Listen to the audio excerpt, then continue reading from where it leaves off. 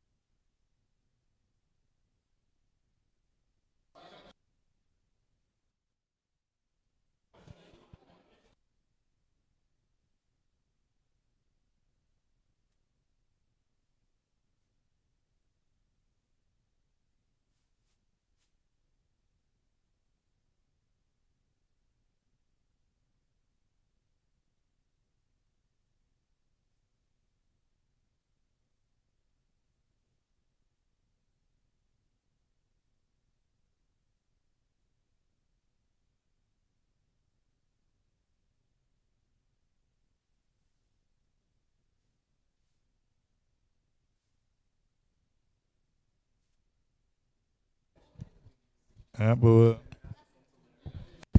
Alô, alô, alô, alô, alô. Badendeme. Aqui tem, aqui tem não. Vamos ver. Boa tarde. Boa tarde, tudo presente. Goedemiddag, good afternoon. First of all, tour miembro do Conselho Escolar, bom venir especial a vocês. E para mim está como gezant speciaal representando Bonaire, Sint-Eustatius e Sabaton en Noord die we staan. Want u also weet, het is een eer om als gezant jullie vandaag hier mogen verwelkomen. It's an honor as a special envoy to have you here with us today as a special envoy for the Bonaire, Sint-Eustatius en Saba. Kom verder. Let's see what you got. Ahora nos un charla. Me está contento que estamos nos un charla. Camino nos in dos.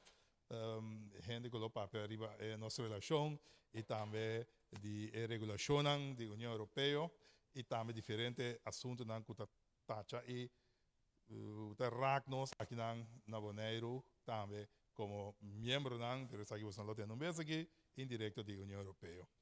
As members of the European Union, if I can boldly say, we can hear about that later. We have today a presentation about the regulations and also about, for instance, the last election in June, about how the relation with the local islands here in the Caribbean. En vandaag zullen we het ook hebben in het Nederlands, Engels en papiermenten door elkaar. En speciaal het Engels, want die gezantschap is also not only for Bonaire, but also for Sint-Eustatius and Saba, our sister islands on the leeward side of the Caribbean. And without any further ado, I would like to present to you all Mrs.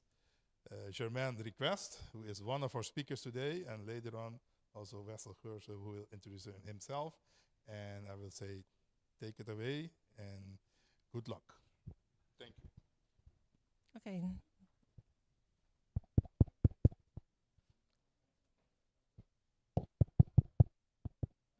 I don't think it works. Well.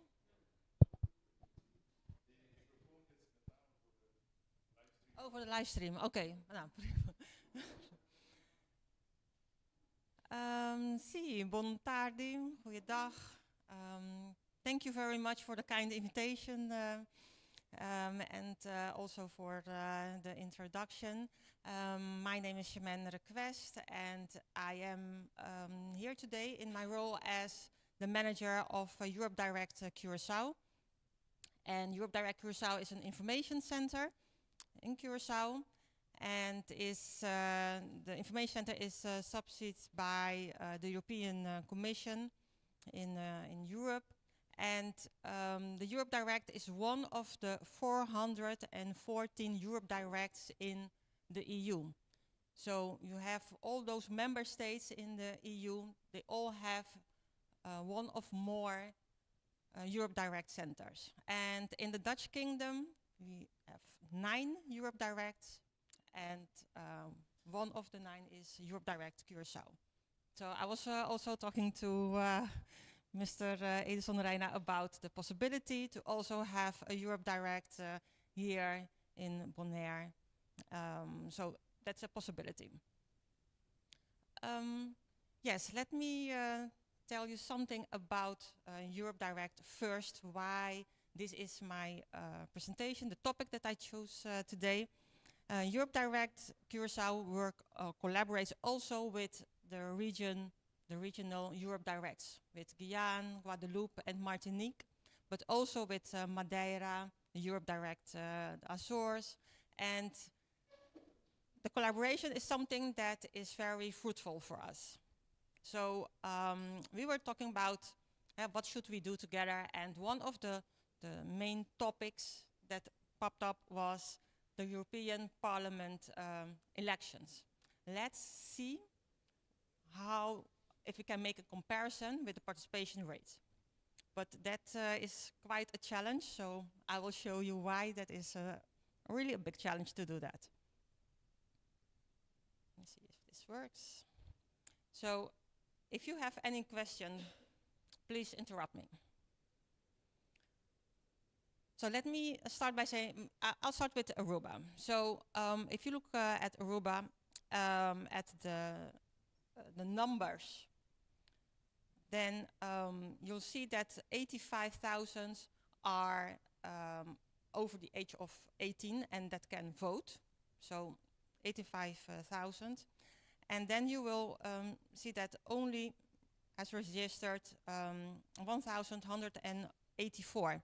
So there is a distinction between how you vote when you are living in Aruba, Curaçao and St. Martin compared with the Bass Islands, Bonaire, Statia and Saba. Because if you live in Aruba, you have to register. You have to pre-register first before you can vote. And that's really an obstacle, because if you don't register, then you cannot vote. And the reason why you have to pre-register is because the law, the registration law, or the election, the voter laws are not applicable for Curaçao, Aruba and St. Martin. But the Dutch law for voting, they are applicable for the Bass Islands. So on the Bass Islands you don't have to pre-register.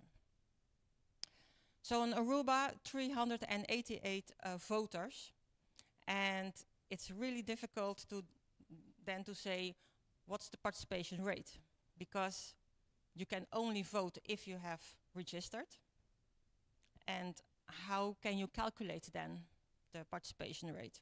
So the real participation rate, so if you divide the 388 on the 85, then it's really a small percentage, 0.45%. It's not even one.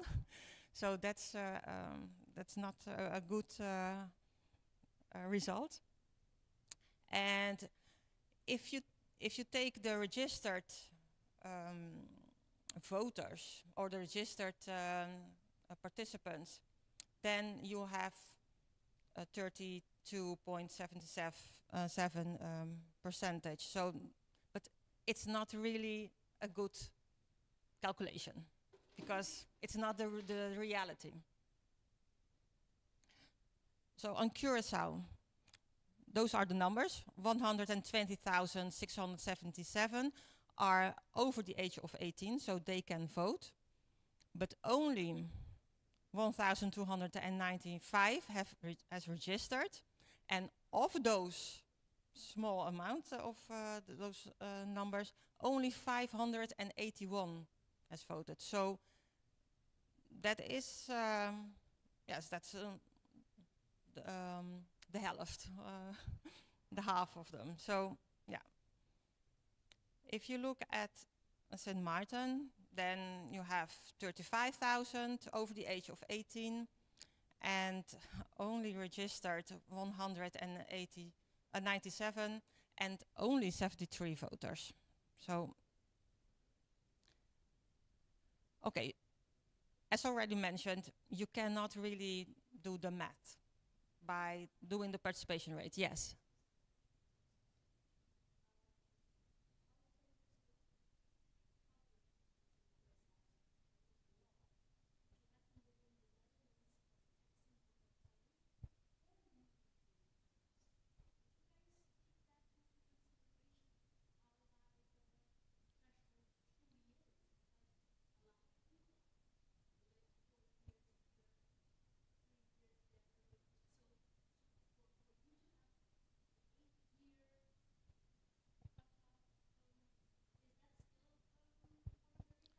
And was that for the European elections? Because in order to register, okay. No, I didn't look at that. I have to say, we only took into account the fact that you have registered, and so the reasons for registering, or the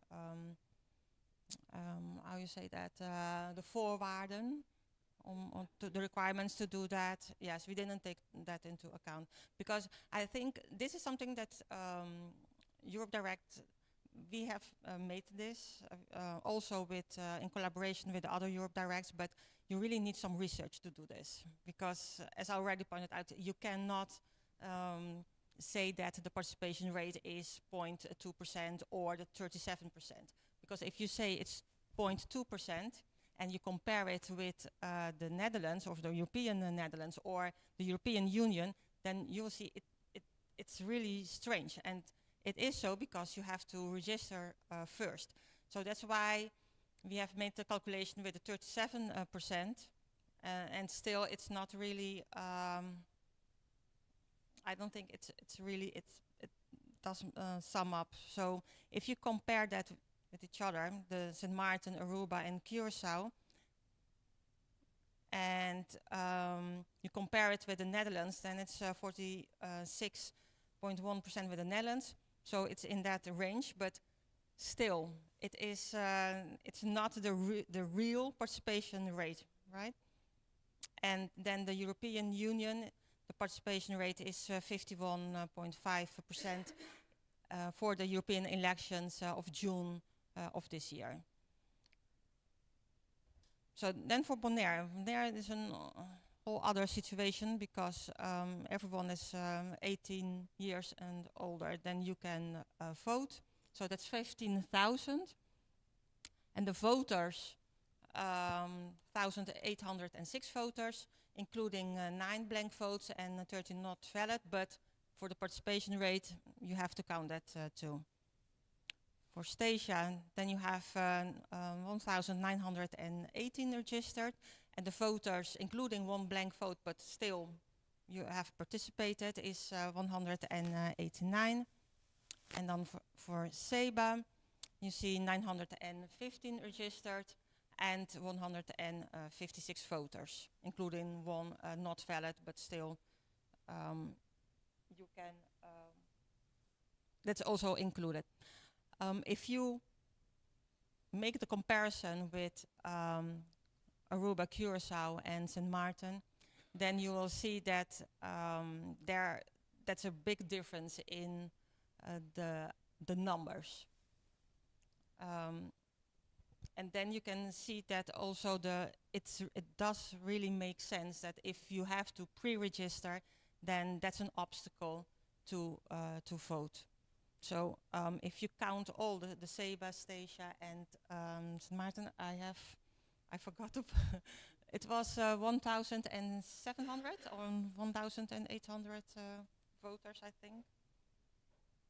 Right? Let me see.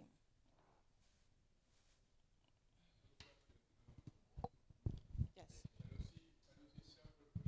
Janira, 1 second. I understand that. Yeah, I have one question. I don't see separate percentages for the BES islands. Does that mean that those numbers are incorporated in the Dutch number?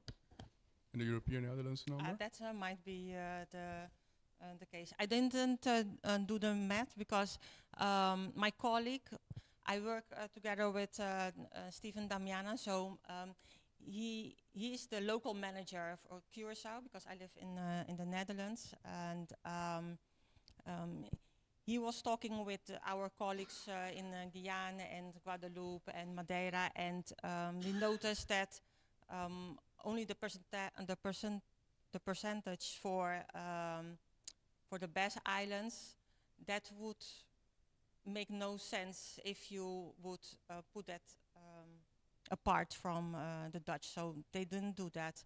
But I didn't make I don't have the percentage of that. But I can say that if you calculate Bonaire with 1,800 voters, Stasia 189 and Seba 156, and you compare that for Aruba, Curaçao and St. Maarten all together is 1,000 voters.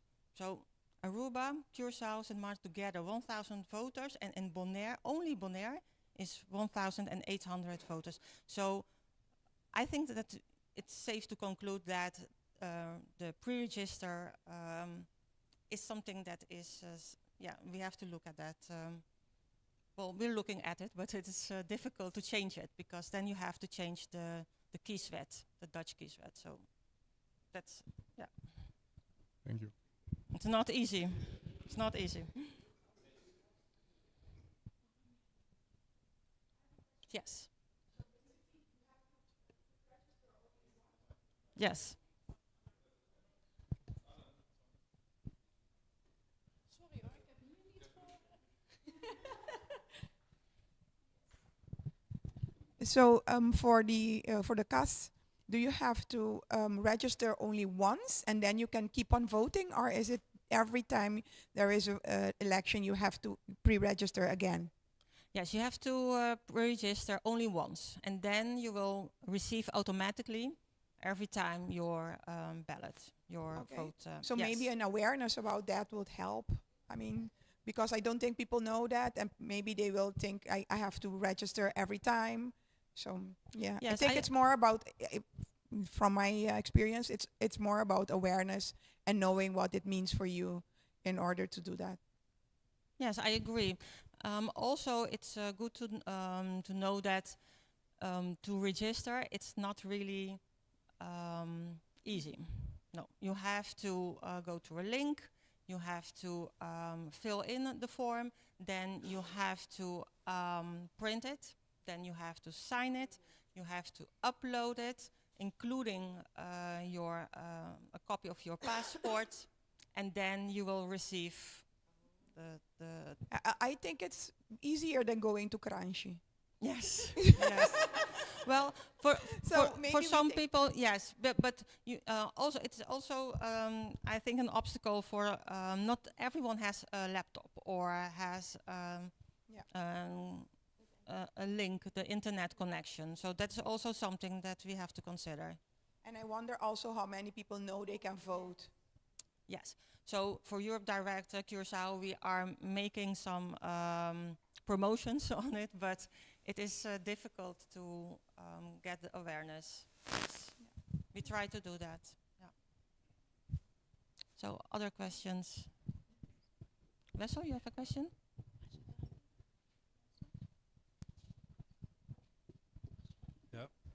Good evening. I will tell you in a bit after the break that on the basis of my research, I conclude that the Kingdom of the Netherlands as a whole is EU member state. And the Kingdom of the Netherlands has the obligation to organize European Parliament elections. It's the Kingdom as a whole. And then what happens is that one of the 4 Kingdom countries organizes the European Parliament elections, right? It would be the same for me if I look at other member states with autonomous regions, like for example Germany, that only Bayern would organize European parliamentary elections for the whole of Germany, or only Flanders organizes it for Belgium. So for me, when it's the Kingdom obligation, the Kingdom as a whole, then why not organize it at Kingdom level? Or perhaps make it by turn. So next time St. Martin organizes the European elections and all the people in the Netherlands have to pre-register, because that will be equal, right? Yes, but it's not Because realistic. It's not realistic, Wessel. And I understand. The Netherlands is not going to do that. I understand where it comes from, but the pre-registration is caused by the fact that we have an obligation for the Kingdom as a whole, and we organize it at the country level, at the land level, and that's where it comes from, in my view. And I doubt whether, on the European law, whether that's infringing the principle of equality, also in exercising your vote. As a side note. Thank you, Wessel. So just to be clear, you have so we are considered to be overseas countries and territories, but you have also the outermost regions. So the outermost regions, they are integrated with the European Union. So if you look at those numbers that we just discussed, and let's take a look at Madeira. Madeira is an outermost region. So there is no registration there. And compared with Portugal, you see that that Madeira has a participation rate even higher than Portugal. So this is an infographic that Madeira, the Europe Direct in Madeira, has designed. And you see that Portugal, 21 deputies are elected, and the candidates elected for Madeira is 1. And I can imagine that, okay, no one is asking, but I can imagine that you want to know how many votes do we need to get also 1 seat. So that's approximately 200,000 votes. So if you look at the numbers, I already pointed out that Aruba, Curaçao, and Martin is 1,000 votes.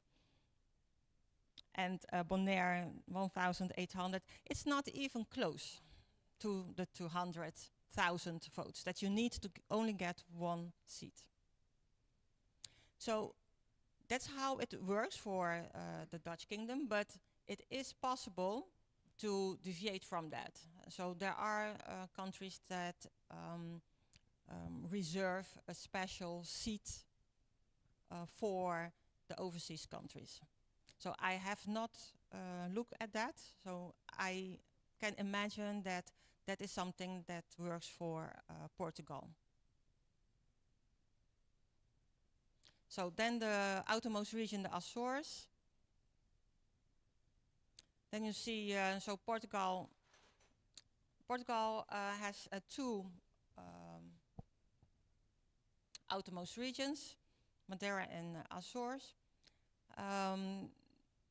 And then you see that here the Azores, the participation rate is much lower, but they have 3 candidates elected in the region.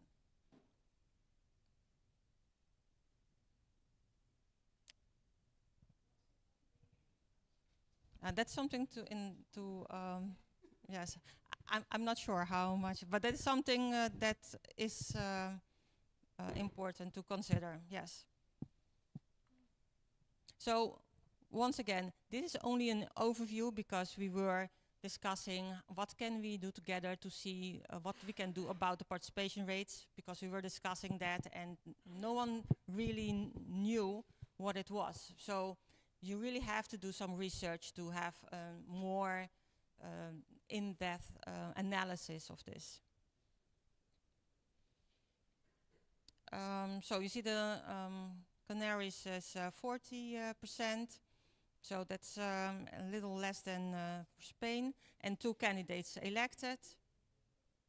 And then for Martinique, Guyana, and Guadeloupe, the French outermost regions.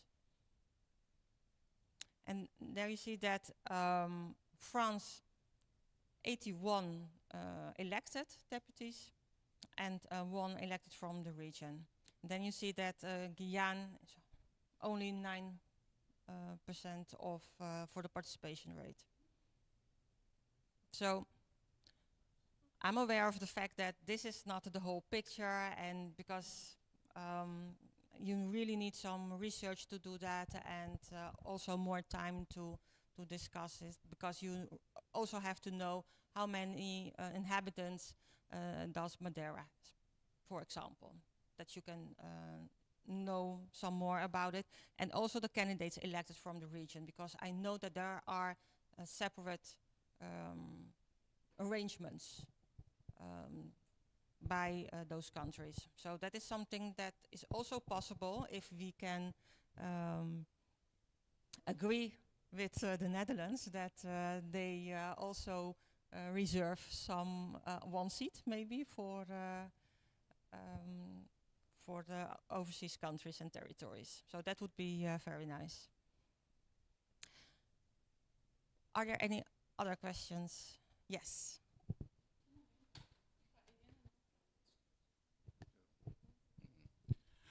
Yes, is the percentages of Martinique, Guyana, and Guadeloupe included in the one from France? In the 51%? Yes. You don't know. I'm not okay. sure. I'm no, not sure. I'm sorry. I'm not no sure problem. if they did that. Do you know that they have to pre-register also? Those No, they're not pre-registered. And I cannot imagine that it's included in the 51% because otherwise you cannot really compare it with each other. So, but I have to. I'm sorry, I cannot. I'm not sure about it.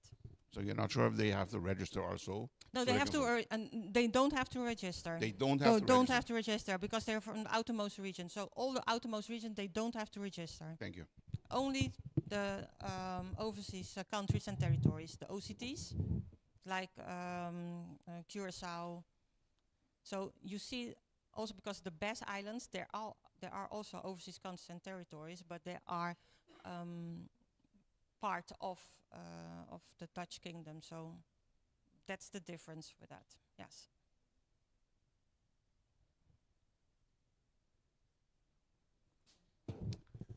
Yes.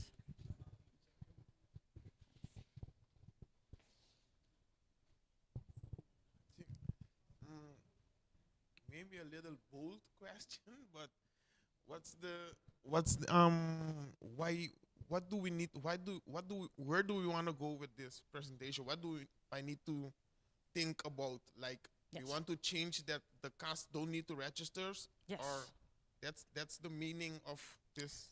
Yes, the meaning of the goal of this presentation is to get the awareness of the fact that if you have to register prior or in order to vote, then you are not going to get those voters. Because for one, Europe, the everyday life is not, you're not really thinking about what Europe can do for you. So that's the awareness that you have to get first. And that's why we have Europe Direct, because there are a lot of things that we have in common, and that the priorities for Europe are also priorities for these islands, like the biodiversity, the Green Deal, the Blue Deal, the Blue Deal, the ocean, and the life on the ocean. So digitalization. So those are all priorities for Europe. And it's also very important for us to have that knowledge, to also to get to know about the funding, because the funding is something that's really interesting for many of you. Yes, so the goal is one, that you have to be aware of it, that you have to vote, and the other goal is to the awareness that if you don't have the registration, then it's more easy to vote. And to get the registration off, that's really difficult, because we've tried to do that. We've tried to also discuss this in the Netherlands, but it's not easy because you have to change the law. And that's not something that is a priority right now. That was my second question, and was if the conversation has already take place about changing it, so it can be more easy, but they don't want to change it as yet, as I understand. Well, we have some talks with in the Netherlands, and they point out that it is difficult, and they have to see what they can do about it. But also, it's from the islands. We have to also tell them that we want that. And the situation now is that it's not really a priority, not in Curaçao, not in Aruba, and not in St. Martin. In Aruba, some years ago, you had Europa Huis in Aruba. And Aruba was also looking at the possibility to change their status to outermost region, but now it's not really an issue. So yeah, that's a good question. Yes, I think the islands would need to get a view from what it can mean for them to vote for the European elections. So Yeah, what's if in we it? don't know what we're getting, most of the people won't do it. So I think that's the most important thing too, for the people to get to know what their vote in the European elections mean, so they can get the, how do you say, the motivation to go Motivation do to it too. vote. Because if you have a motivation to do something, I know for sure nothing gonna stop you, even not the registration. But if Yes. you're not motivated, you ain't gonna do it. Yes. I totally agree. And Europe, in Curacao, there are also some barrios, neighborhoods, they were upgraded with European funding, but no one knows about it. That's what I mean. So- That's what I mean, that the people needs to get a vision to see what it means for them. Mhm. Like with stuff that they can see, not with Yes. what they can hear, but stuff that they can see. And if you Yes. make a campaign about that, I know for sure gonna be Yes, we do more that. We effective. organize Yes. lots of also a barrio walk. So we're going to walk through those neighborhoods, and so they can see what have improved in those neighborhoods. Also with the windmills, those are also funded by the EU. So yes, but it's still not sufficient. So there's much more to be done. Yes. The awareness is something that we have to keep in mind, yes. Yes. It's a very interesting subject. And one thing that I wonder when I see the statistics of Guyana and Guadeloupe and Martinique, which is relatively low considering that they don't need to register, I think and I suspect a common denominator is that the, what you call them, OT? Outermost Yes. agents? They don't feel seen politically, and especially when we bring this back to the Dutch elections, often there aren't any policies discussing the best in the party programs. They don't it doesn't even register. So there is a burden also of education on the European side of this conversation, because if you don't even consider the BES or the CAS or any of the islands within the Dutch kingdom, and they are not even represented in your political narratives, and then you expect people to get out of their houses and vote, while we often vote for people and not for the parties, because it's some people that take the time and come to the islands and talk to us, and they become de facto ambassadors for the islands because they took the time to come, and that's if they come. Yes. So it's and you can see that in the statistics. I bet if you speak to Guadeloupe, Guyana, and Martinique, it's the same thing. They don't feel seen, and they're not a voting bloc that's respected, so they won't show up. Yes, I agree.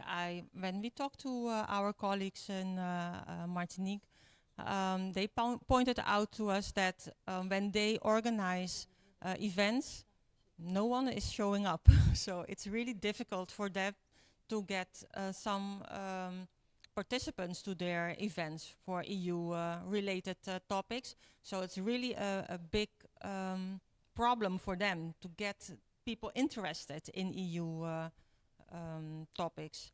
It's about representation.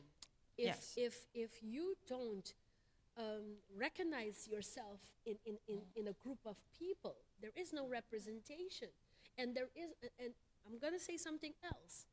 When there are causes that relate to us, we're not included in the conversation. A good example is the Venezuelan situation right now. Nobody bothered to call any of the islands when they did.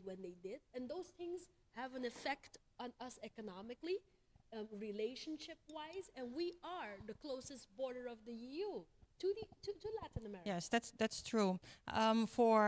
I can say about for Curacao, we had one candidate from Curacao for the European elections, and it was very difficult for him also to get the voters, because he didn't have sufficient funding to go to all the islands. And but you really need to have. So he was here, yes, and that was a very good choice for him, because here you don't need to register first, so that's really a good choice. And I helped him with his campaign. Yeah, yes. So the votes he got. And we also organized events with him. So, but you're right. You have to. When you see only European Dutch candidates, you don't know them, you don't know, and they don't focus on the islands for their campaign on the European elections. Yes, and then you will not be very eager to vote or to go to vote, yes. Yet still, when they come, we still support them. The ones that came got the support. Samira Rafaela got support. Yes. Kleinmoedig got support. And without, just because we believe that representation is so important. So I think this needs to be communicated to the Dutch parties also. Yes. Like you need to question, if you want European Union to represent all of us, then we need to be have these seats at the table also. Yes, maybe they have to change the way to have this in place. Yes.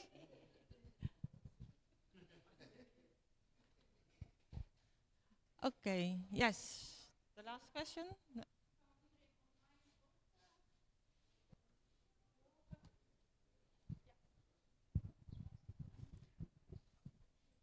Yes, I hope. So am I correct that there is actually a difference in relationship between the French islands, OCT islands, and the Dutch OCT islands? Am I correcting it? No, am I understanding it correctly that, for instance, the legislation that the EU adopts is applicable for Martinique, Guyana, and Guadeloupe as well, and for the Kingdom Islands, it's not, because we are not part of the EU. So there is a little bit of a difference. No, it's different. No, it's a little bit more complicated. Wessel will talk about it later, but the European law so the perception or the European relationship is a little bit different probably than... Yes, well, the European law is applicable for the outermost regions and for the overseas consent territories in some degree. So that is what Wessel will talk about later. So that's the difference. Yes.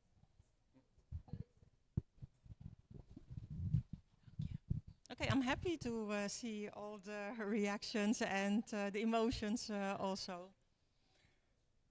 Okay.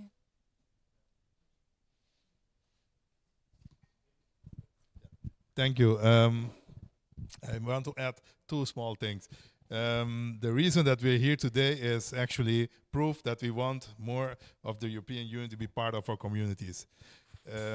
Europe Direct Curaçao is an example, and I think the Cabinet of a Special Envoy is also an example that we want to bring Europe more to us than it is right now. But we have to be frank, Europe is already here. I can name the rioolwaterzuivering installatie is Europe. We have Galileo Station is Europe. We have several other, Stinapa has a European funding. There are several, some of them small, some of them bigger, European Union fundings here on the island. It's an effort of the European Union also to be more visible. They want to help and they want to be more visible, and they're doing that through Europe Direct, to our cabinet, and it is the idea for us to motivate the representative of our communities to, in the future, maybe be more electables on our islands. To come back on the part of the voters, both Samira and the Mr. Kleinmoedig were here on the island, and they did very well if you compare with the others that didn't come or didn't talk on the islands. So we need to motivate this as well further in the future and assist them, because it's an egg, chicken or egg. If we don't choose them, they cannot represent us, so the less that we know. So we have to motivate to get more people to put our own peoples in parliament over there. Or A lot these of work to be candidates. done. A lot of work, and we're glad that we can count of the people here in the public to do that. Yeah. Thank you, Germaine. Thank you very much also for the public for the questions. I would suggest to continue right away and instead of the break. So, small change. We gaan gewoon door. Yeah? And then I introduce Mr. Wessel Geursen to you for his next part of the presentation. Wessel, the floor is yours.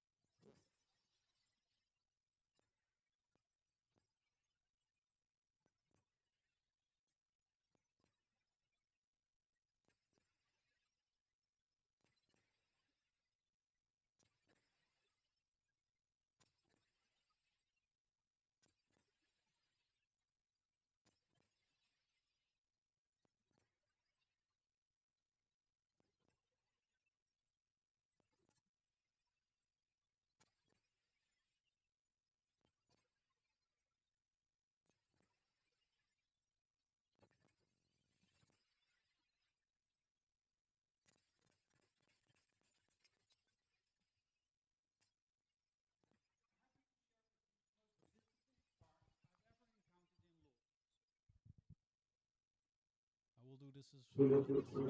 I have to. That's too much, right? Huh? Yeah. I could have started singing. Okay. Technique. All right. So I worked now for 20 years as a lawyer. So besides work as a lawyer, do research and educate at the law firm I work. I think the constellation of our kingdom and the history of it and the statute, in combination with the European law, that's the most difficult thing I ever have tried to resolve. So I'm happy to present that to you tonight. Are there any lawyers here or non-lawyers? There's not everyone of you is lawyer, I hope, for the diversity. Yeah, there's one. Thank you. Not alone. So it took me 15 years, which is quite long, but therefore I was able to say I'm not only going to do my PhD research on only one part of EU law, but on every part of EU law. And I've tried to come up with, and I've written the book in the last 1.5 years. This is the cover of the book in English, because this is also interesting for people from France or from Denmark, which has an OCT.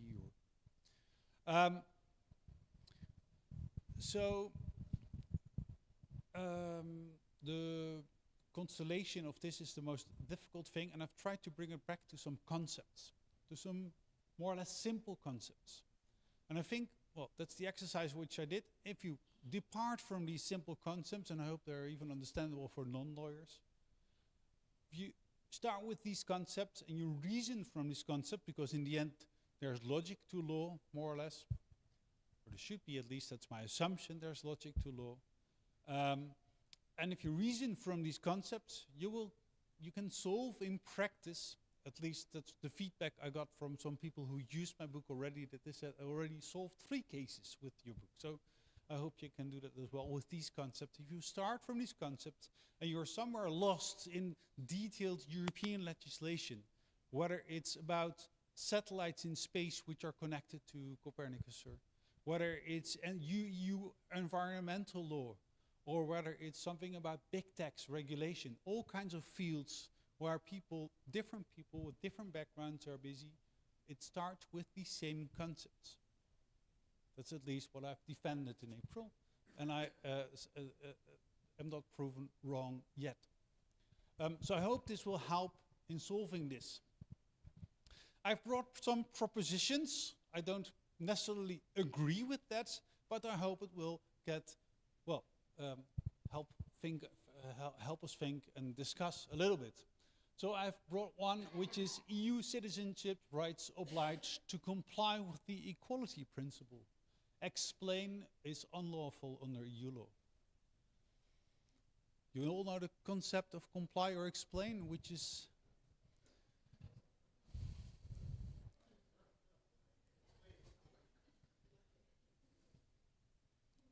I heard a lot of laughter. And is this clear, or what I mean? Yeah? I'm looking at it as an EU law lawyer. That's my background. And EU law, equality is important as well. If you have a Dutch nationality, you are an EU citizen as well. And you have the same EU citizen rights. And equality is an important issue in EU law. And that starts with that when people from Belgium start traveling to the Netherlands, they should be treated the same as Dutch nationals. That's one of the issues of equal treatment in EU law, right? But something else is that equality also goes for treating citizens within one member state. That's what we have seen going back to the European parliamentary elections, that some time ago it was not even possible for people living in the Netherlands, Antilles and Aruba to vote for European elections. So we had EU citizens who were not allowed to exercise an EU citizen right, which is the voting right? And when you talk about representation, of course, if you can't vote, then you cannot even be represented. And if you can vote, then the next question is, do you feel represented? And I will say the discussion which you have, I think it's broader than only Europe versus the Caribbean, because we see it within the European part of the Netherlands the same. It's like Amsterdam and The Hague versus the rest, right? We are not representative if you live in a remote area, at least remote when you, from a perspective of Amsterdam or The Hague.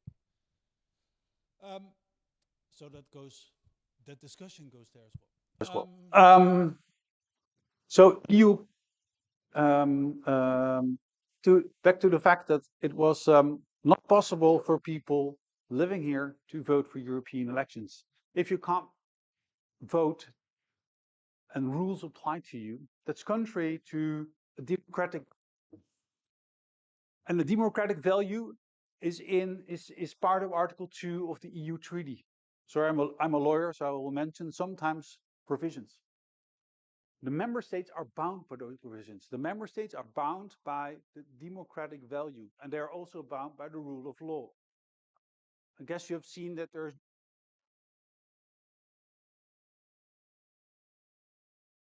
criticizing that they don't respect the rule of law.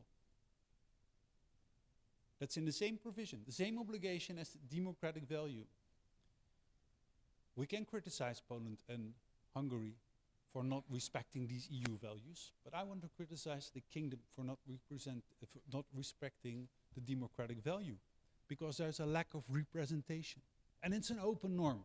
And lawyers often say when it's an open norm, then the obligation gets less hard.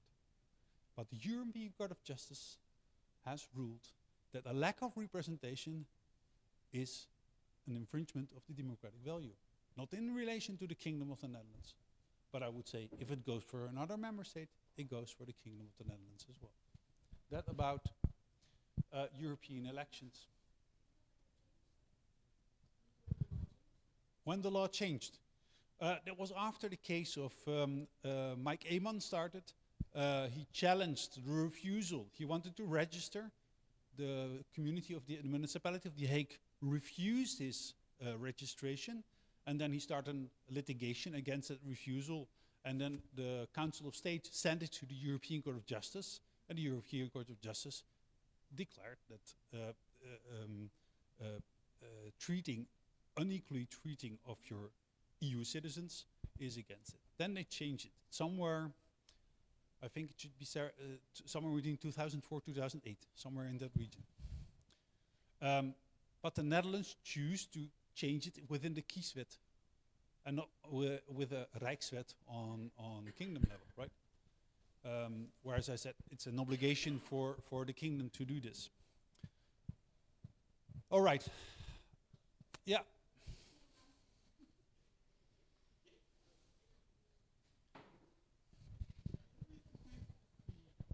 Thank you. I have a reply to your proposition. Because comply or explain right now is being interpreted as you have a European Dutch initiative, and it should comply also to the BES Islands. And if the ministries or departments don't want to do that, they have to explain why they're not doing it. My proposition would be that the principle of equality means that we also have a right to, how to put this, you're making a law and you're taking everything into account and you're looking for the best law possible to solve a certain problem. If you make a law for a European Union or for a European side of the Netherlands, that doesn't mean that it's also the best applicable law for the BES Islands. So what my problem with comply or explain is that it might be a suitable solution to a problem, but is it the best solution given the circumstances that the BES Islands are in? And I think that's where also we kind of maybe differ from comply or explain as being presented by the ministries right now, in the sense that the best solution for the Netherlands isn't the best solution here, and we kind of miss out on that part before you have the law, where you take everything into account, where you do a good research on the islands, and then you make a law. So that would be my nuance to your proposition, even though I completely agree about the representation problem with the registration. But for other laws, for instance, we had the Wet Politieke Partijen, the law on political parties. You saw that because you kind of step into it in a later moment, solution that is found for the Dutch side isn't necessarily a good solution for the islands. Thank you. Thank you for your reply. I understand it from a practical point of view, and if law is meant to solve things, then sometimes it's better to do it at a local level, right? We also see that on the European level. The same discussion which goes in the kingdom, should it be organized at the local level or at the central level, goes in Europe as well. We call this subsidiarity. So if something can be done by member states on its own, it shouldn't go to Europe. I start with the principle of equality. That's in our grondwet, in our constitution. And the constitution applies here on Bonaire, Staats and Saba as well, just like in European Netherlands. If the law is equal to everyone with the same rights and the same obligations, then it's not about solving things, it's not about repairing things. Law, of course, law has a function to solve things perhaps and organize things in society. But I think the starting point would be that it should be equal for everyone. And not because you're living on an island, either in Friesland, on the Waddeneilanden, or here, that it should be different. Let's exclude Schiermonnikoog from this legislation because it's an island. But they're citizens. And for me, it starts with the citizens are equal. And I will explain it from a European point of view, from a European law point of view. For example, we have, but this is my favorite example because I think something went wrong there. We have this directive, an EU directive, which obliges banks to offer basic bank accounts, so that everyone can get a bank account. A directive has to be transposed into national law. So what did the, the, the legislature of Nederland, what did they do? They only transposed it into national law, which applies within the Euro part of the Netherlands. So let's start with me. That doesn't comply with the principle of equality within our constitution. And second, I doubt whether it complies with the principle of equality under EU law. Those are two things. I have the impression that there are a lot of people on Station, Ceuta and Bonaire, but also in the other in the Caribbean countries, which have a problem in obtaining a basic banking card. And it's not a fundamental right. You cannot say it's about torture or whatever. But living in society, in current society, without having a bank account seems quite difficult to me. We don't have a European directive about the right to have a BSN number. But, you know, and what you see increasingly within European law, it started as an economic project. But what you see increasingly, it's about social economic rights. And when you implement all these social economic rights and say, oh, we do it only for European Netherlands, and then we see whether we can apply it in the Caribbean parts of the Netherlands or even in the Caribbean countries, then what you see is that there are EU citizens. As an EU lawyer, I look at EU citizens living in the European part of the kingdom. They have more social economic rights than people living in the Caribbean. Is that right? That's my comment on explain or comply or explain. Let's start with equality for all. And of course, if there are hardships here, then you should make a difference. But it goes for everything. Also in individual cases, sometimes law is equal for everyone, but sometimes it's not just to apply it. Then you can, in an individual case, justify the exemption with a hardheidsclausule, a hardships clause. So I think that will be my approach. And I know that it's difficult for legislative lawyers to, you know, if I don't want to be in your shoes if you have to write the law and solve it, but that's my luxury as a researcher, that I can comment from at least some starting points. All right, that for the proposition. Now back, because I wanted to give you at least some basic concepts which I hope will solve the difficulties of this. So I will start with the question, what is jurisdiction?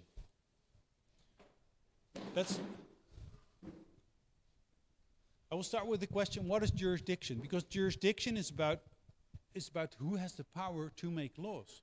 Who has the power to prescribe norms to us?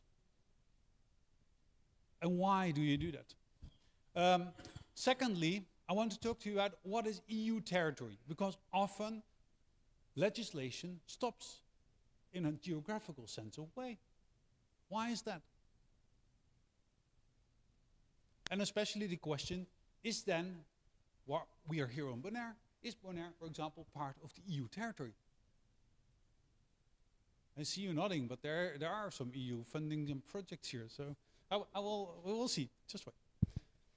And then I will tell you that there is the concept of variable intensity. This was coined by Jacques Ziller. Jacques Ziller was a professor who started in Guadeloupe and has done a lot of research on the French overseas countries and territories and outermost regions. Because law doesn't have to apply with the same intensity throughout the territory. Like if we take, for example, Denmark, the Kingdom of Denmark, European law applies there, but less European law because they have obtained opt-outs from some EU law. And here there are opt-outs as well, I will tell you. It's another system, but it's the same mechanism. So Bonaire has an opt-out from some, not all, but some European law. They will be happy in The Hague to have an opt-out there, at least the current government, they want to do it. So,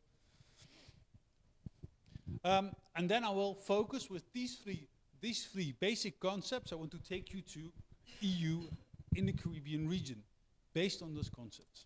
So we have a lot of work to do. Let's start with some theory. Who or what has the right to prescribe us norms?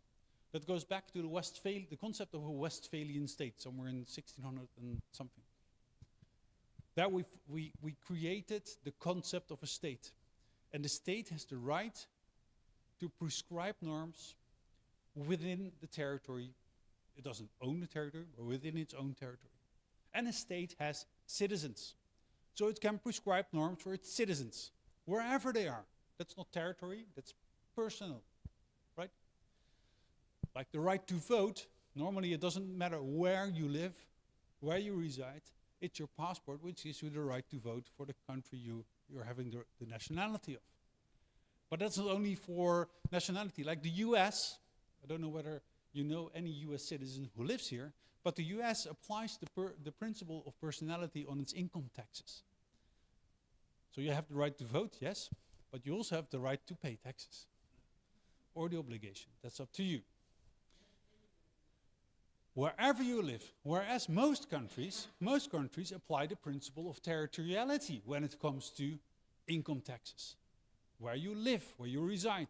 If you live in the territory of the Netherlands, you have to pay the taxes there.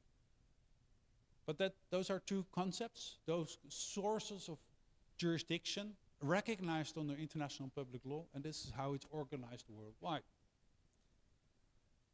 Why I'm telling you this? Because according to the European Court of Justice, we won't find it in the EU treaties, but according to the European Court of Justice, the EU and EU law is based on the principle of territoriality.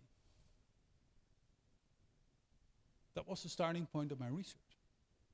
Because if that is the case, then what is EU territory?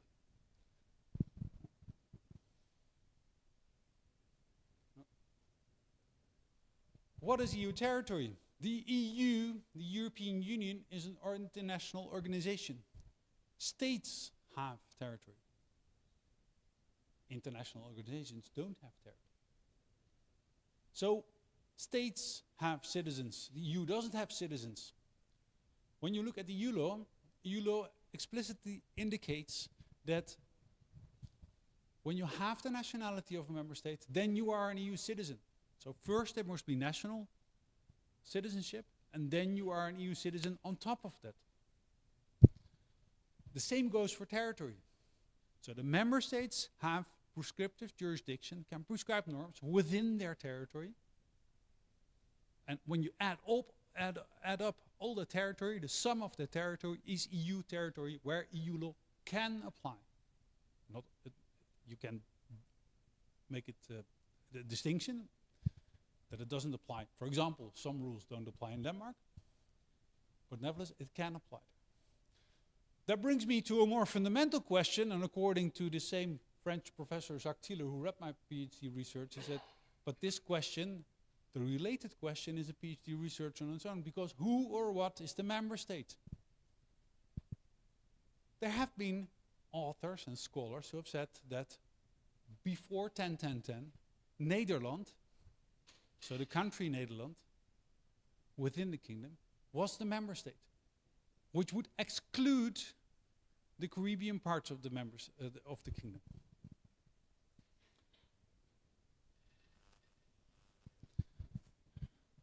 I will tell you something. In Article 52 of the EU Treaty, it says EU law is applicable to the following member states.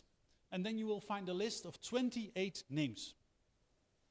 Because Great Britain is still mentioned there. Brexit didn't change this list. Awkward.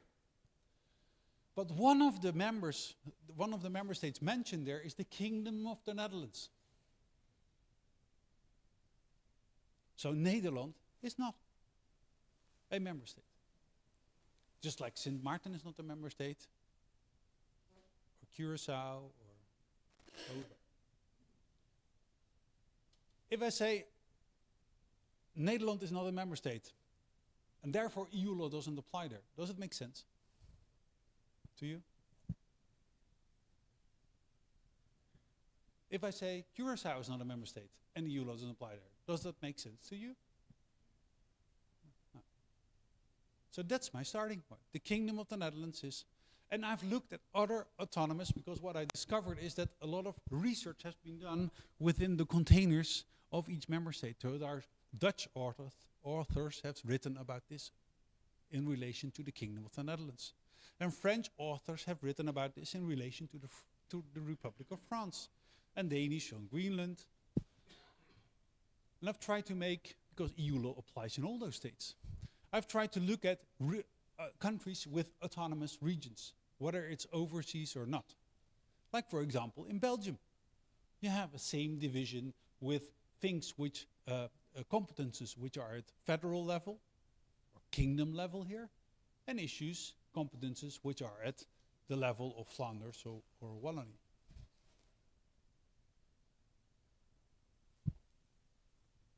And in respect of those states which have autonomous regions, the Court of Justice in Luxembourg has said over and over and over again that regardless of the autonomy which is granted through internal law, it's the whole public entity, the whole state, which is the member state. And within the whole state, EU law can apply. That's a starting point. You can vary in intensity with EU law. So then when you want to search for what is then territory, pardon? When you want to search for territory, there's no such thing as what I had at school. What I had at school was the Bos Atlas. Don't know whether you used it. It's a map, right? That doesn't exist. I can't find a law which has the definition of the Dutch territory, or the definition of the Dutch in the sense of kingdom, waters, territorial waters, or exclusive economic zone, or the high sea. I will tell you, under international law, it's allowed to claim 12 miles territorial waters, but you don't need to. For example, Italy only has 6 miles, whereas the European part of the Netherlands has 12 miles. So let's take this. If you construct a windmill in sea at 8 miles out of the coast, if you do that in Italy, 8 miles out of the coast, do you think EU law applies? No, because it's in international waters.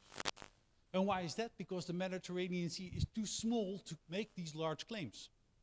The North Sea, so when you construct the same windmill at 8 miles from the Dutch coast, the European part of the Netherlands, then European law applies. What kind of European law? Environmental law. VAT, which is completely different, but it's also European law. Right? So I went on searching, which is already quite a puzzle. If you do this for the Kingdom of the Netherlands, it's not defined in the statute. It's because it's a competence of each of the lands. It's not in the constitutions of the 4 lands. I looked for it in the Kingdom of Europe. You will find boundary treaties. So it's in treaties. You will find an act, the Territorial Sea Boundary Act. It's quite a list. And there's even a quarrel still with Germany about the border somewhere in the northeast in the Eems-Dollard. When you look at the kingdom in the Caribbean Sea, again, they are not defined. There's a land border with Sint Maarten, which was only solved last year because it was still a quarrel, right? You know, this restaurant owner paid taxes to Sint Maarten, the Dutch part, had Sint Maarten licenses, and every night, well, every week, there were French policemen entering, hey, you're in France, you have to respect our rules. So he started a case. So let's imagine, I live in the middle of the Netherlands. Let's imagine that Belgian officers came into my house every evening. Oh, quite impressive, right? So he started a case against the land of Sint Maarten, that the Sint Maarten should protect him against foreign agents coming in. So that's solved now. So this is quite a puzzle. So if you want to determine EU territory for each state, you have to do this exercise. That's the territory of the EU. Then you wonder, how is it then possible that not all EU laws apply here? If we accept, I hope you will accept that, if you accept that the Kingdom of the Netherlands is the member state, and that's based on European law and also on the statute, because foreign affairs is a kingdom of affairs. If that's the starting point, then the whole territory of the kingdom is EU territory, and EU laws can apply there. But some of you, I think it was you who said, but not all rules apply here, right? So how does that come together? And that's why I use this term variable intensity. Not every EU law not every EU law, rule of EU law is applicable everywhere. So if you would print out every rule of EU law and you would weigh it somewhere, perhaps the paper, if you can, I didn't do that, but if you can weigh the paper, then in the European part of the Netherlands, I agree with you, there are tons of legislation when you print it, like in weighing it, tons of legislation which apply there, which do not apply here. I would agree with that.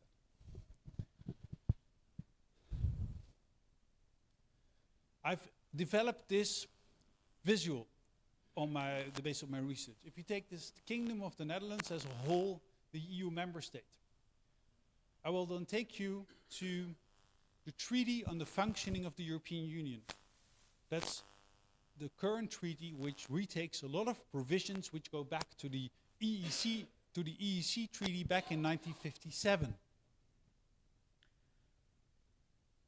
If we take that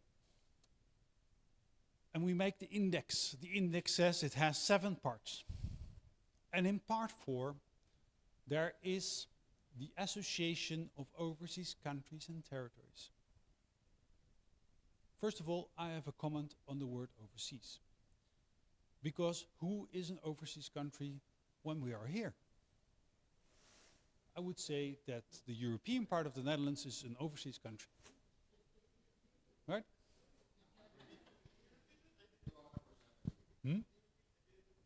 So, overseas, the word overseas, that's very, I would say that's very Eurocentric. Because it's considered that everything which is out of the European continent is overseas. But when I'm here, I cannot say that we are not overseas. We're here, right? So what is overseas? It's Brussels which is overseas. So first of all, it's Eurocentric. And second of all, when you look at the legislative history of the word overseas, back in 1922, we had Overzeese Koninkrijksdelen, New Guinea.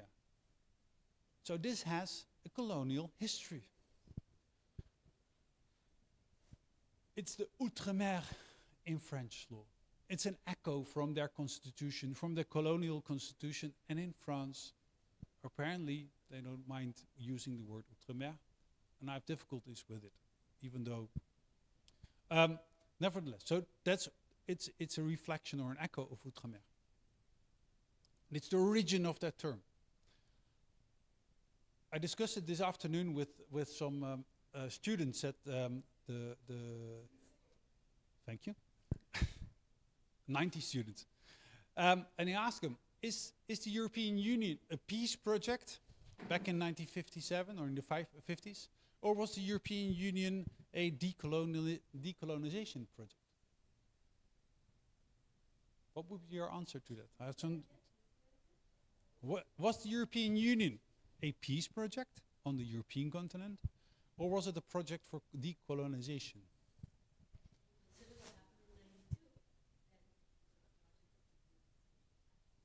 92. I'm looking back at 1957. But what happened in 92?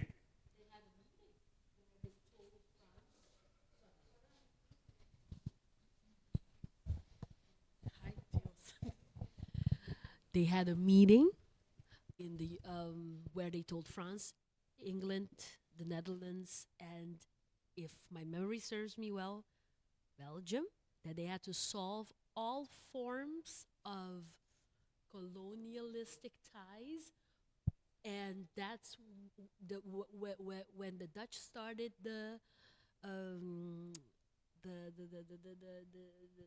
Antia Restructura campaign, the restructuring of the Antilles, and there is a whole thesis worthy of how that process went. For us to come to 10-10-10. Okay, understand that. Yes, so it was actually a mandate. They had a deadline till 2005. That was their cut off, and all of them made the deadline. So the French annexed. I don't know if you can say annex it, but they had the referendums where the people chose to be part of France. The British made all the territories independent, or what you would call the Commonwealth structure, and the Dutch walked the path that they walked with us. Like either you become part of the Netherlands or you are an independent. Right. Thanks for this description. I didn't do research on the 90s. I went back to the 50s with the question, but it's similar and it's the same. Yeah. With the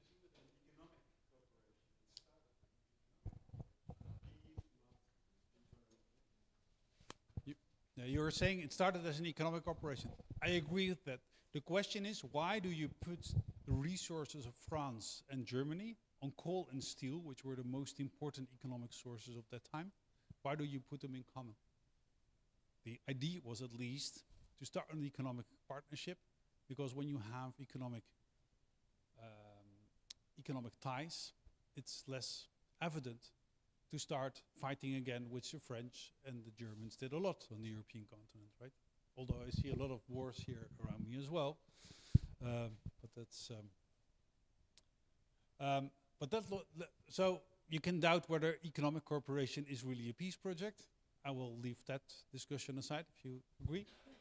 The French back in the 50s said, we only want to conclude the Treaty of Rome if you, other member states, accept that the DOMS, the Domaine Outre-mer, that all their products come within the European internal market, again, this economic idea, come within the economic market free of any charge, free circulation.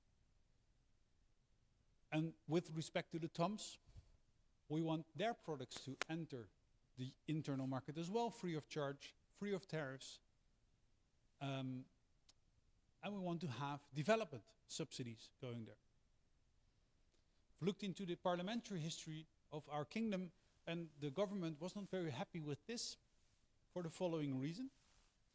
They wanted not to be held responsible for colonial or decolonial or politionary actions, to put it euphemistically, from France in former colonies which are subsidized by the Netherlands, right? If you subsidize France, then you can be held accountable. That was the fear.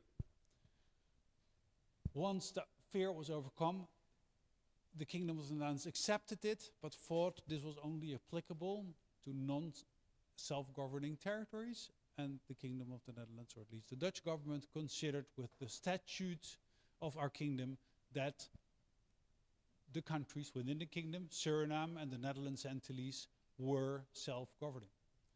One step back, not one step back, 3 years later, 1916, there's a UN resolution on decolonization, which comes to self-determination. And that's not self-determination for the colonizer, but self-determination for the former colonies. And what are the three options? Is integration, association, or independence, right? Those are the three options. My research, at least that's what I conclude, is that in EU law, you will find the same situations of integration, association, and independence. Well, independence is evident because with independence, EU law doesn't apply anymore. When Suriname became independent, EU law didn't apply anymore, which is not totally true. For several months, it still applied for the benefit of Suriname.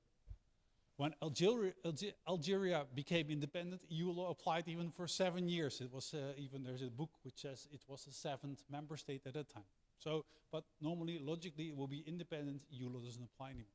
When it comes to association and integration, if you take those two, part 4 of the TFEU is about association of the overseas countries and territories. And that's not association like with Turkey or Ukraine. It's not a treaty between the EU and some third country.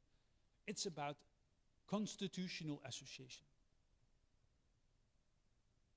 And association doesn't mean that the Caribbean parts of our kingdom are associated members, which exists, for example, in CARICOM. Association is just, it's constitutional association. You're part of a kingdom which is a member state, and therefore you're also part of the European Union. Does every EU law apply? No. At least part 4. And what is part 4? That's at least 162 provisions. I will tell you, I've worked a lot in competition law. Competition law is only three provisions, and you can work days on that. So 162 provisions which imply obligations and rights for both citizens which live here, but also for the OCTs themselves. There are obligations in there. That's treaty obligations. It's EU law. But 162 provisions is far less than all the directives and regulations together. So this is association. When we talk about integration, then we talk about the internal market, which is in part 3 of this treaty. Do you know Saint-Martin? Saint-Martin is an outermost region. And an outermost region benefits from the principle of integration. Again, this is this integration which you will find in the UN resolution on decolonization. So integration means integration into the internal market, which means that every directive and regulation applies as a principle, except for some exceptions, which is more or less equal to, well, comparable to comply or explain. Comply or explain. So this is part 3 and part 4. Then we have part 1, 2, 5, 6, and 7. And my conclusion is that this applies to the kingdom as a whole. Part 1 is about principles. For example, Article 16 is about the fundamental right to the protection of your private life. The GDPR, or the AVG, the General Data Protection Regulation, is based on this. So we have EU citizens. They have fundamental rights. Do you think it has something to do with the division of association and internal market and economic development in the sense of association? Or would you say, no, that's for EU citizens, regardless of where they live? It's for the kingdom as a whole to respect this. France, when you look at France, has extended the GDPR, if you want to say so, to every overseas country and territory, and Polynesia and New Caledonia have adopted the GDPR as their system. What do we do in the Kingdom of the Netherlands? We have 5 separate sets of legislation which are applicable to data protection. We are all EU citizens. So from the perspective of making law practical, there was also the discussion, I think you mentioned, how do we make a solution practical? I would say, don't create 5 systems within one member state, whereas 27 member states want to have a harmonized set of rules. So we have 27 member states which apply the GDPR, and there's one member state which applies 5 sets next to the GDPR. Can you help me? Then I come to part 2, which is about EU citizenship. This has nothing to do with territoriality. That brings me back to this jurisdiction concept which I want to give you. This has nothing to do with territoriality, that has to do with personality. It's about the EU citizen and not about the territorial division between internal market and overseas countries and territories. When we look at the common foreign and security policy, what's the idea about common? It's the idea that Belgium doesn't have a different policy than the Netherlands, right? That's about common policy. Do you think that the EU, with this, would love the idea that there is a common foreign and security policy and that Curaçao can have its own policy? The idea of common is that it's equal for the 27 member states as a whole. That's why, from a European point of view, for example, sanctions law is situated here. Sanctions law applies throughout the kingdom as a whole. And of course, perhaps you consider this less important in your daily life. So when there are European elections, I can imagine that you say, but EU sanctions law are applicable here, that people would say, I don't care. But nevertheless, it applies here. And the Caribbean parts of the kingdom have to live up to these obligations equally as the European part. Because if not, you're infringing EU law. Then 6 and 7, I will tell you, all applicable to the member state as a whole. So I hope this tells you or answers your remark or question. How is it possible that some rules of EU law apply here, but so other not? are we member state or not? That's my answer and my concept to it. Yeah.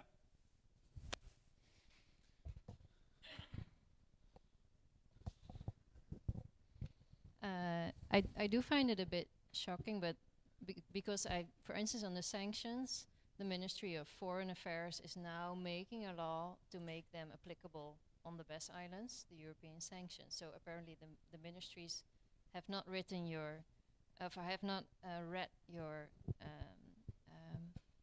proefschrift yet. But I was wondering one thing, because you said we are part, the BES Islands are part because it's part of the Kingdom of the Netherlands, but you also told us about the process of the association, the decolonization.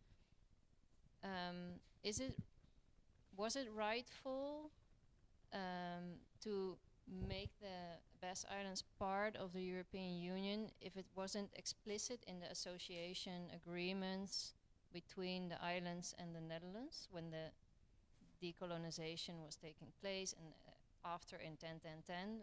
I mean, no one ever wrote somewhere this means if you go into this association agreement with the Netherlands as BES Islands, that would mean that you also become a part of the European Union. So I guess the Kingdom becoming a member state is kind of before the whole 10-10-10 discussion, and how does that relate to each other? It's true that in 1957, that's before 10-10-10, that the Kingdom became a member state. And the Kingdom of the Netherlands thought that association of overseas countries and territories was not a good thing for the Netherlands and at least in Suriname. That was only until the mid-60s, 62 for Suriname and 64 for the Netherlands entities, that the Kingdom of the Netherlands ratified the EEC treaty for those Caribbean countries.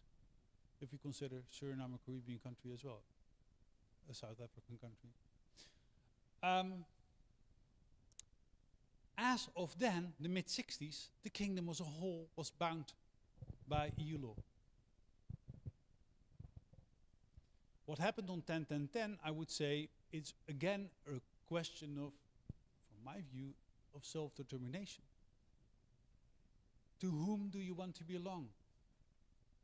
Do you want to be integrated into the Netherlands entities, or do you want to be integrated into Nederland?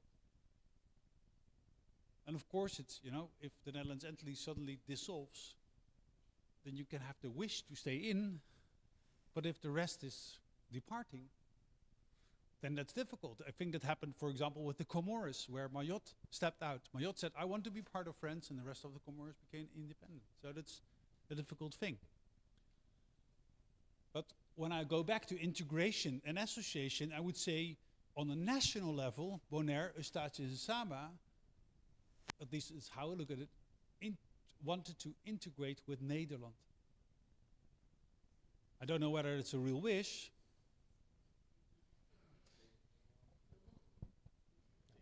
Stacia wanted to be?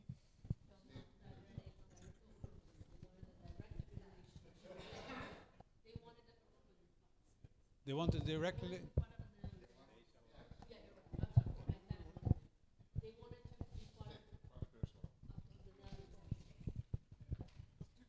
I'm sorry, no, lagi tabi pa.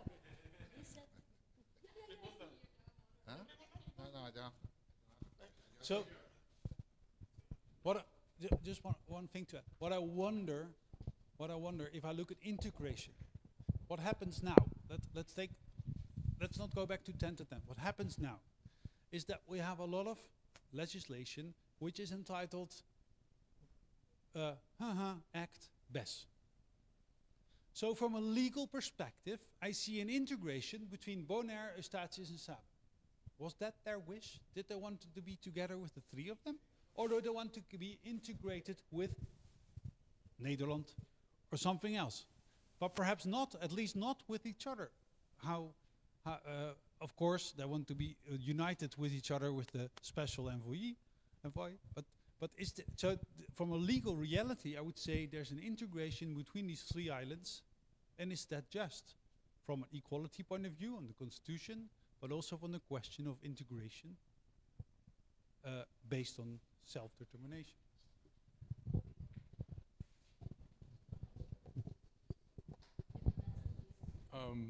But I think legally BES doesn't exist because we have three separate public entities. So it's not one integrated or one body, let's say. So there are three separate bodies. It's true. Which are directly linked to the Netherlands. Yeah. So from a legal perspective, from when you look at the entities, there's no such thing as a BES entities. The BES is not nothing on its own legally. Caribisch Nederland is nothing on its own legally. From an organizational point it is, but from a legal perspective it's nothing, right? And that brings me back to the question, because there is, when you look at legislation, not from the organizational point of view, are these three together a public entity? They are not. You're totally right. But when you look at the legislation which applies here, then it's legislation which is specifically designed for BES.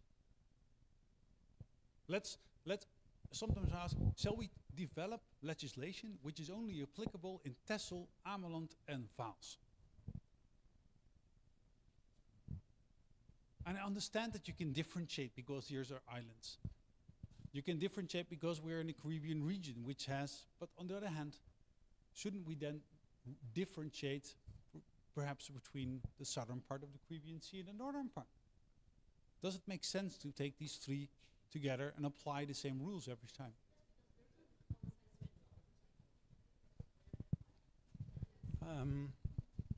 Just going back to the legal parts on this. So you explained that Saint-Martin, France decided together, probably with Saint-Martin, that they are in the internal markets.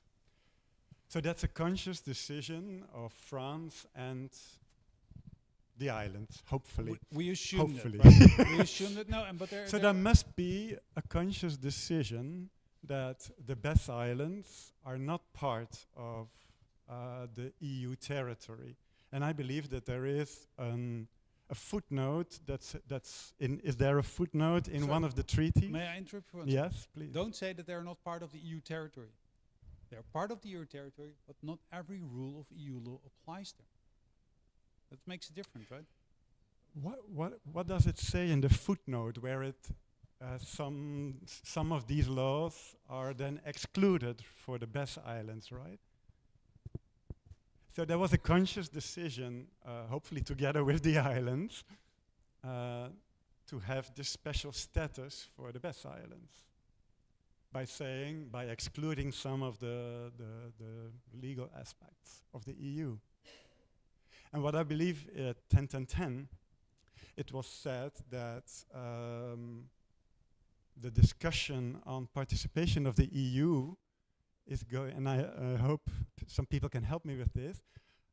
I believe that it was said that after 5 years, so in 10-15, we would have a discussion about the EU in relation to the BES Islands. But I think that discussion never happened.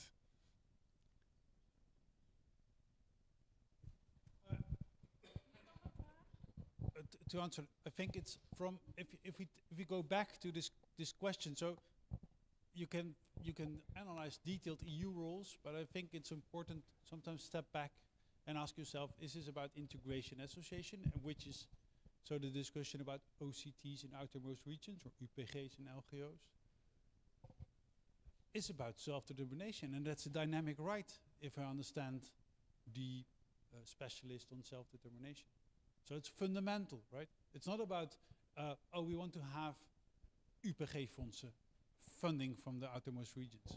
That's a good, from an economic point of view, it's a viable question, but it's more fundamental than that. And I think it has to be done. If you assume this is self-determination, this discussion has to be done once in a while.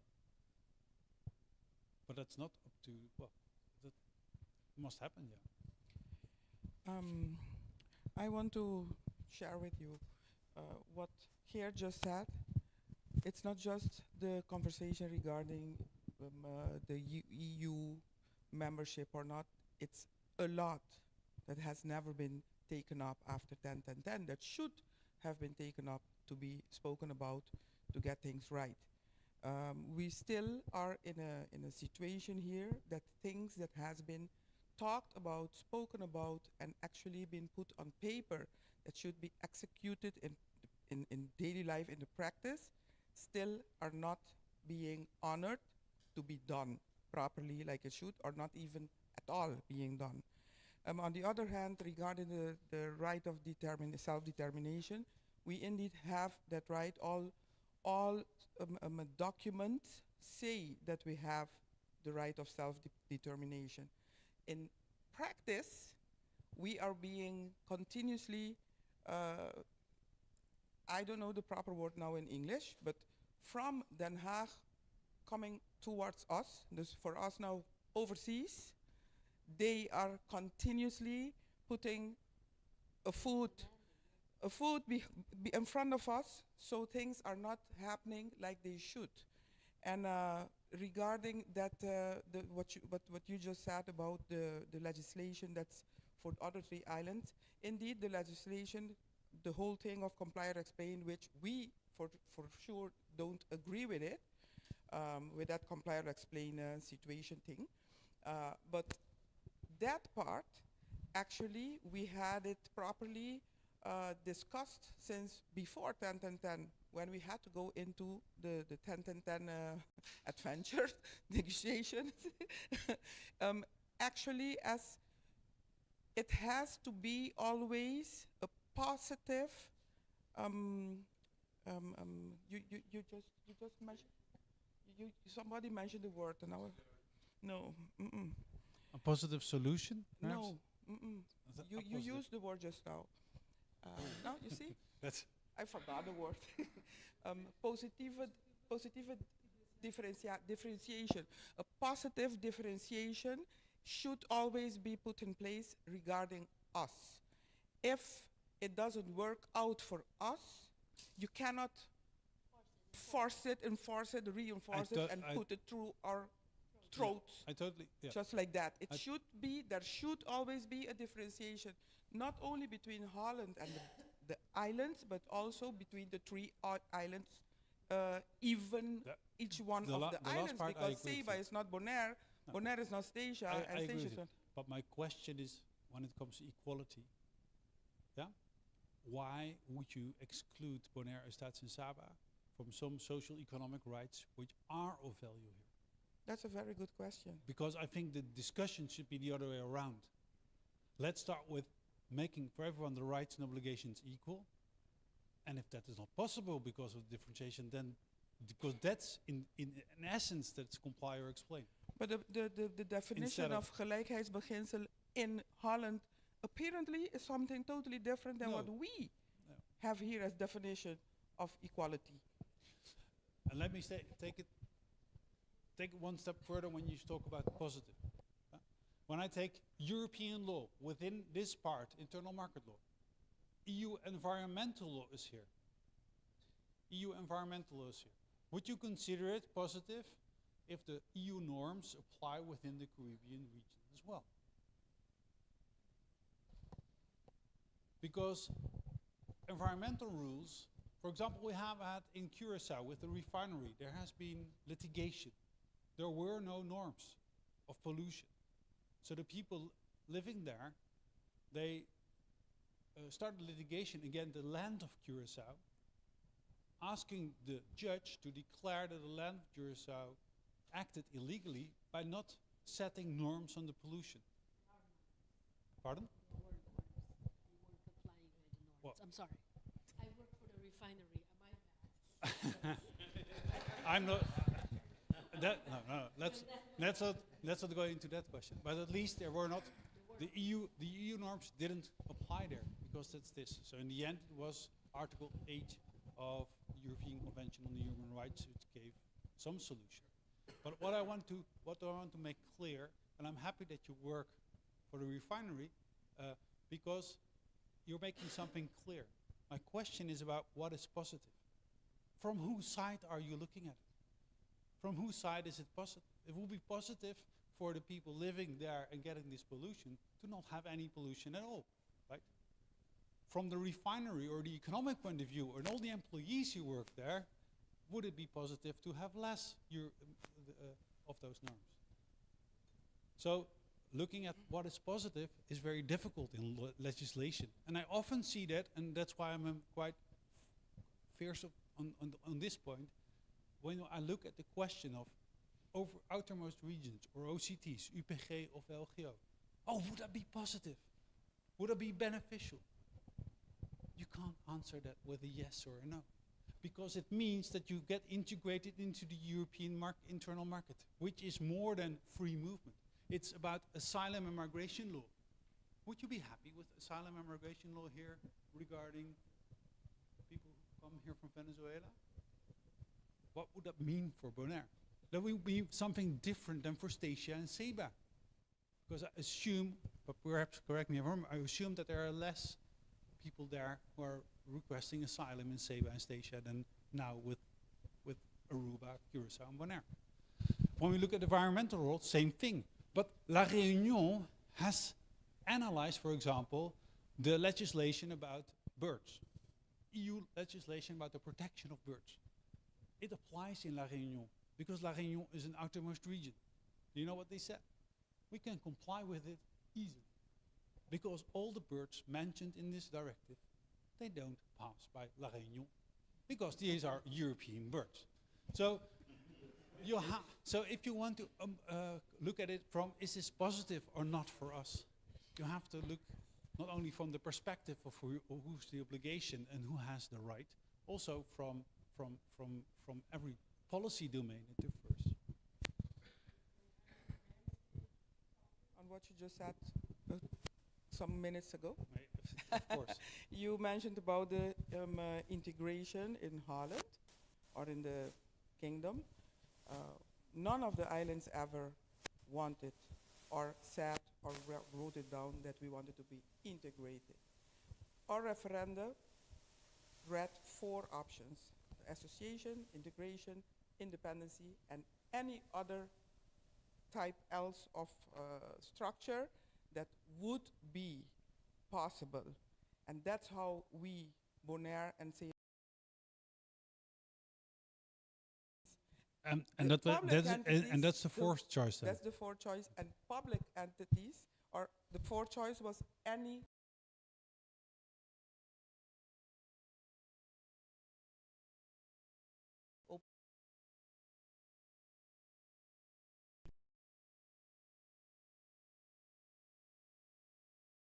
public.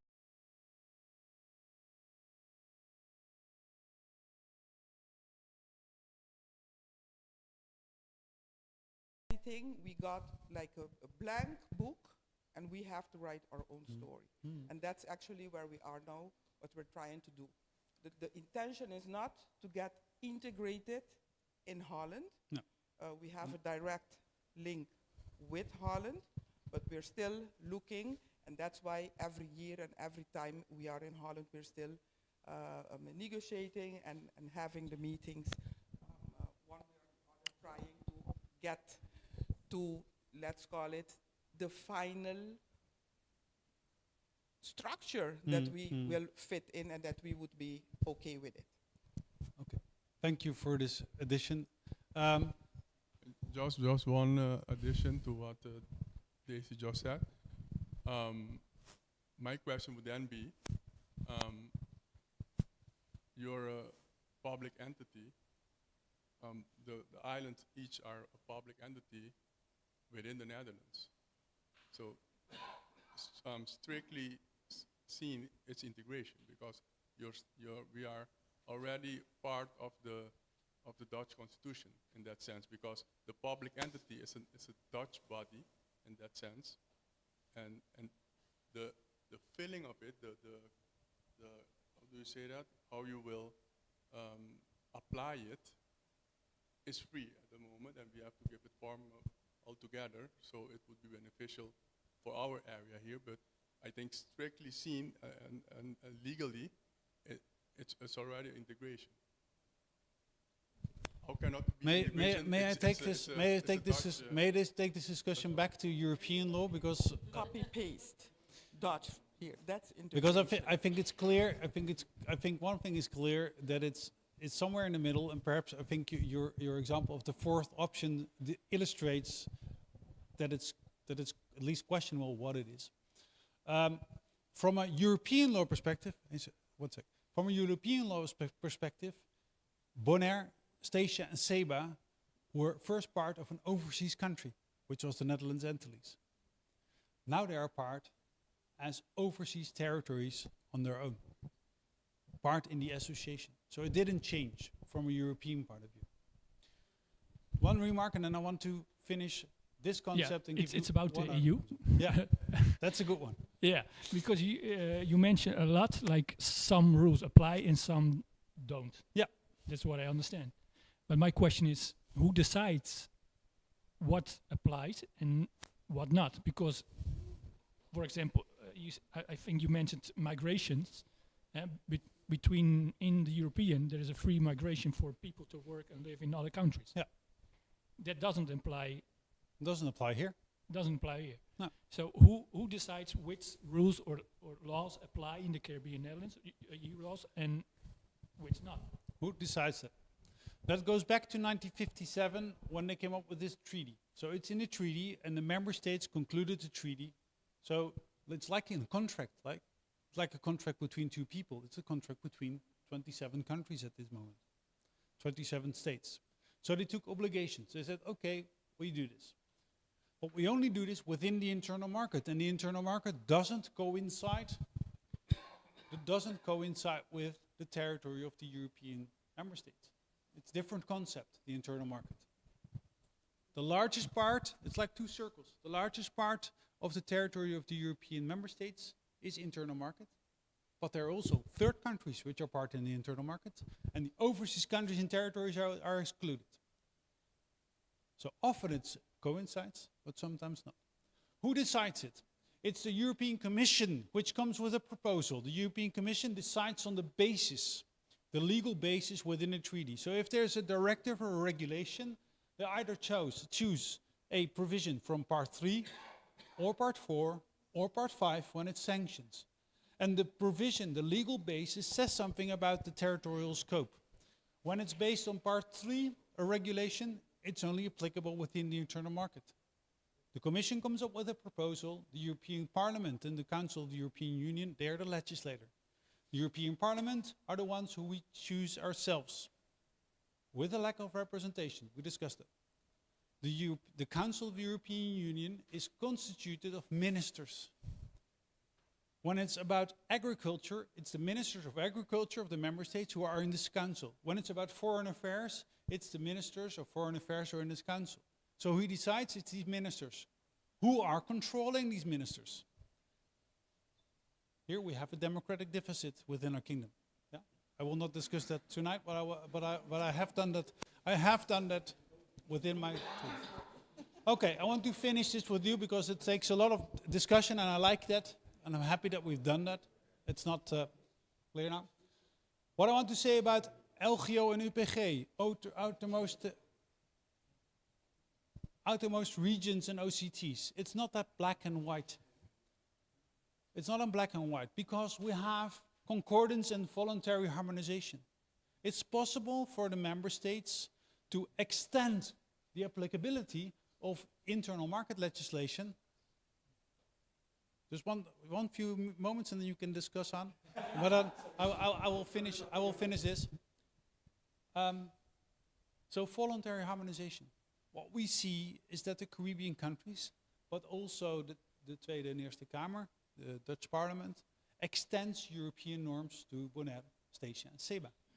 Not every internal market law, but the ones who are perhaps positive or cherry picking.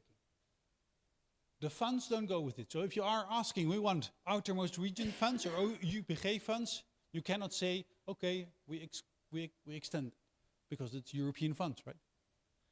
But if you think there's a good European law which would be beneficial to the EU citizens who reside here, and also non-EU citizens who reside here, like, for example, this right to a basic bank account, why wouldn't you then extend it? There are examples, a lot of examples of voluntary harmonization, and the Caribbean judges of the Gemeenschappelijk Hof of Justitie, they apply EU law in their case law. Yeah. Hi, good evening. My name is Nadine Emerenciana, and I have a point about what you said about the economic development of Bonaire. You asked include or exclude Bonaire in the opinions. I think it's don't exclude Bonaire of the economic development, but let Bonaire use her own voice by supporting Bonaire to make and execute the necessary help we need. Now we are being overruled without even considering this little point in the whole European constellation. I'm very happy that you are here with the presentation. And Europe is very big and we have a lot of opportunities, but it's very, very nice if it could be made like for us. Not that we have to just go with the complaint or explain and things like that. And the people don't even understand sometimes what that means or how to execute it. So it must be on our size. Let me say it like that. Thank you. Thank you for your intervention. I think that this relates to the question of differentiation, which we discussed at length. So, but it's a proper remark. One concept to finalize it. I said to you, the Kingdom of the Netherlands is the member state, and all the member states together is EU territory. As for internal market law, that doesn't apply everywhere, and it's a different concept. And I think that's where the confusion comes from, that you would say, but here in the Caribbean, EU law doesn't apply. No, it's internal market law which doesn't apply, which is not all EU law. And by voluntary harmonization, it can apply. So a little concept. If we have a member state, like the Kingdom of the Netherlands, then the OCTs are outside the internal market. Nevertheless, they are part of a member state. If we have a member state with an opt-out like Denmark, not for every internal market law, but for a lot of internal market law, they have this opt-out. So it results in more or less the same mechanism. Then we have member states which have an outermost regions like Saint-Martin and St. Bart's until it changed to OCT. It's possible, right? You can switch. This is how I want to show you that if this is a circle of the 27 member states EU territory, then that is the internal market. That doesn't coincide. So take these out of each other. And especially because there are third countries like Iceland, Norway, and Liechtenstein, which are in this internal market, which are not member states at all, which do not participate. If you talk about democratic deficit, their citizens do not participate in the European Parliament elections. Yeah? Some research to be done there as well. So this is a different concept. And don't mix them up because that confuses. And to increase the tension, we can voluntarily extend internal market legislation to the OCTs, which doesn't mean that they become part of the internal market, but perhaps you can do cherry picking. These rules fit with our size, our needs. If that is true, do that. But what I want is that discussion takes place when EU law comes by in the Parliament, in the Dutch Parliament for Bonaire, Statia and Seba, and perhaps also in the Staten from the Caribbean countries. If it's good European legislation, which fits the islands, which are important, please take them over. Because that's possible. And France does that a lot. And of course, because France has a different organization of their state. But it's an example that it can be done. Again, going back to the GDPR, 5 different regimes to protect personal data. Okay. This is what I want to give to you as food for thought. Thanks for the discussions which we had on very fundamental issues. And I hope you see that outermost region funds and OCT funds, UPG funds and LGO funds, is that positive or not? There's a lot of fundamental discussions and questions under it. Thank you for this. I think Edison wants to say something with because you have a mic in your hand. Yes, thank you, Wessel. Round of applause for Wessel's presentation. I would like to thank you, Wessel, and also Germaine, for your presentation today. You saw it. It gathered lots of discussions. And ladies and gentlemen, thank you also for your attention and also your patience to be here today on a Friday night. But you see, it's a start. We started to inform our community about these different types of structures that exist in the European Union, and it's a beginning.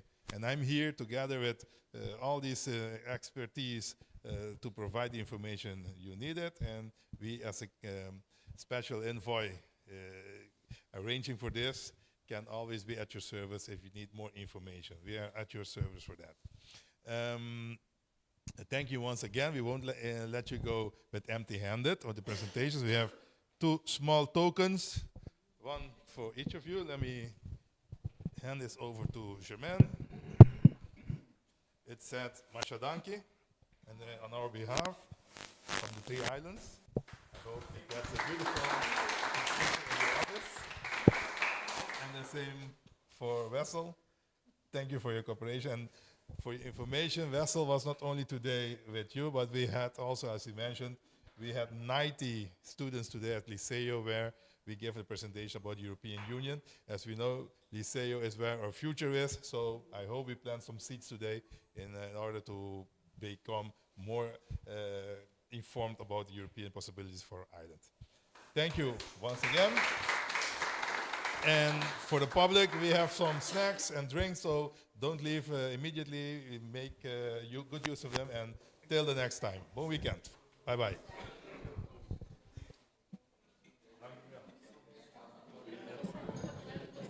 Dan moeten we even een foto. Dank u wel, Wessel. Ja, willen we even een foto staan? Een foto van jullie 3, mag dat? Met jullie mooie bordjes. Met je cadeautjes.